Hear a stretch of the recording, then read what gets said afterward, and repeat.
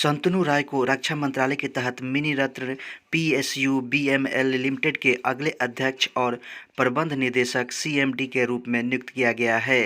शंतनु रॉय वर्तमान में उसी संगठन में निदेशक खनन और निर्माण व्यवसाय के रूप में कार्यरत हैं।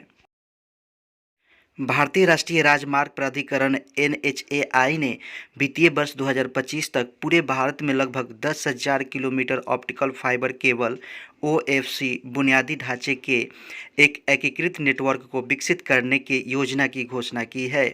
यह परियोजना एनएचएआई के विशेष उपदेश वाहन राष्ट्रीय राजमार्ग रसद प्रबंधन लिमिटेड एनएचएलएमएल द्वारा कार्यान्वित की जाएगी, जो ओएफसी बुनियादी ढांचे को विकसित करने के लिए राष्ट्रीय राजमार्गों के साथ उपयोगिता गलियारों का निर्माण करेगी।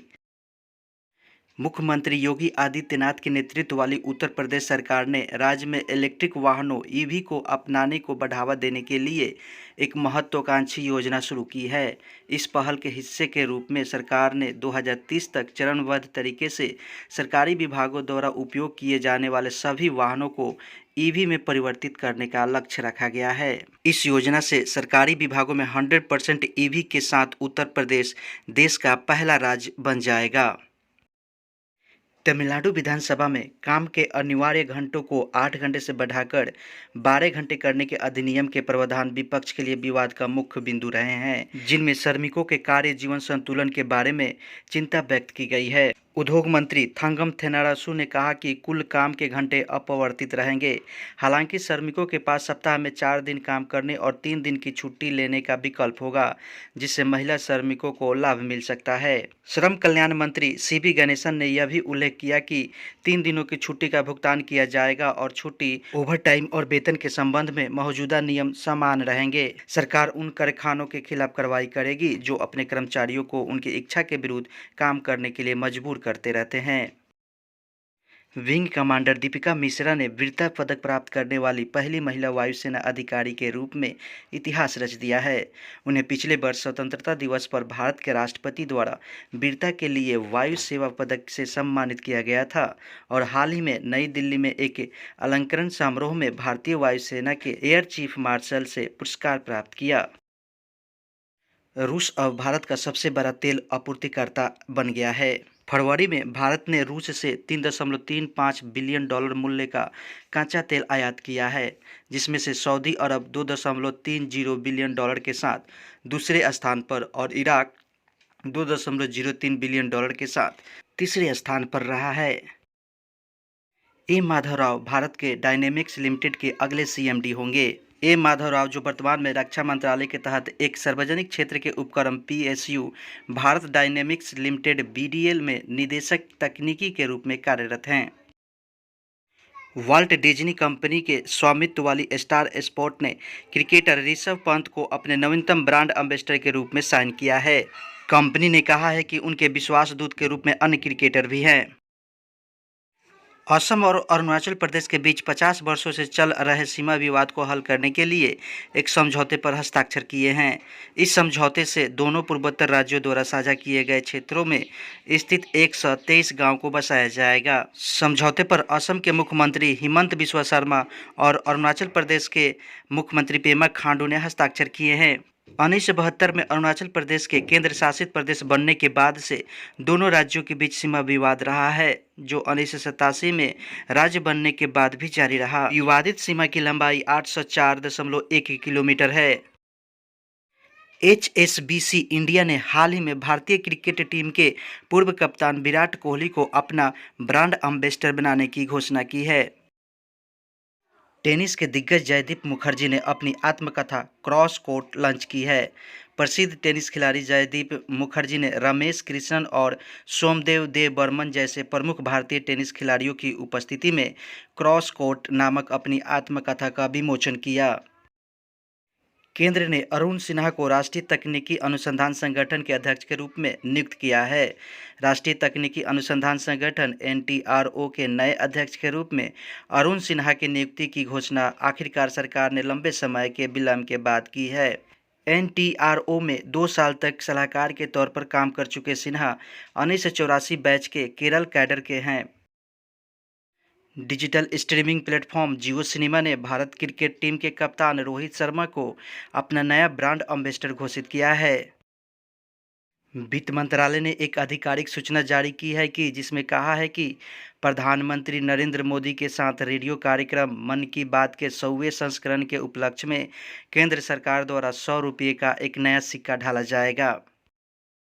इसरो गगनयान मिशन के हिस्से के रूप में मानव रहित रॉकेट भेजेगा।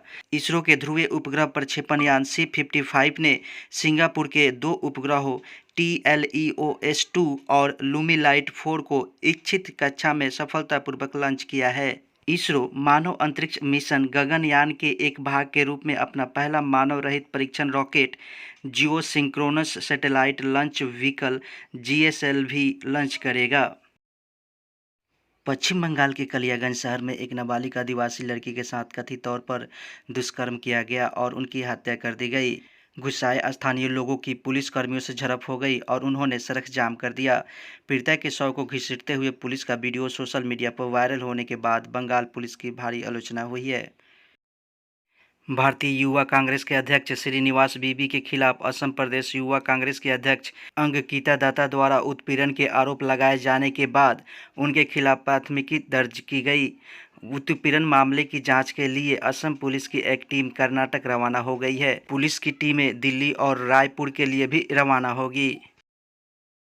भारतीय सेना ने सैनिक बल में लैंगिक समानता को आगे बढ़ाने के उद्देश्य से 2024-25 से कर्नल पद पर पदोन्नति के लिए अपने पुरुष और महिला अधिकारियों के लिए एक आम चयन बोर्ड शुरू करने का फैसला किया है। इस मामले से परिचित अधिकारियों ने शनिवार को कहा। यह विकास सेना द्वारा 108 महिला अधिकारियों को सिलेक्टेड ग्रेड कर्नल के पद पर पदोन्नत करने और पहली बार चुनिंदा शाखाओं में कमांड असाइनमेंट की पेशकश करने के लिए एक विशेष चयन बोर्ड आयोजित करने के बाद हुआ है। सूडान में पिछले हफ्ते सेना प्रमुख अब्देल फतह अल बुरहान के वफादार बलों और उप प्रतिद्वंदी मोहम्मद हमदान डागलो के बीच हिंसा भड़क उठी। डागलो शक्तिशाली अर्धसैनिक रैपिड एस्पोर्ट फोर्सेज की कमान संभालता है। इससे पहले अब्देल फतह अल बुरहान ने कहा कि उन्हें कई देशों के नेताओं से नागरिकों और राजनयिक मिशनों को निकालने के लिए सुरक्षा की सुविधा और गारंटी देने के लिए कॉल प्राप्त हुए हैं।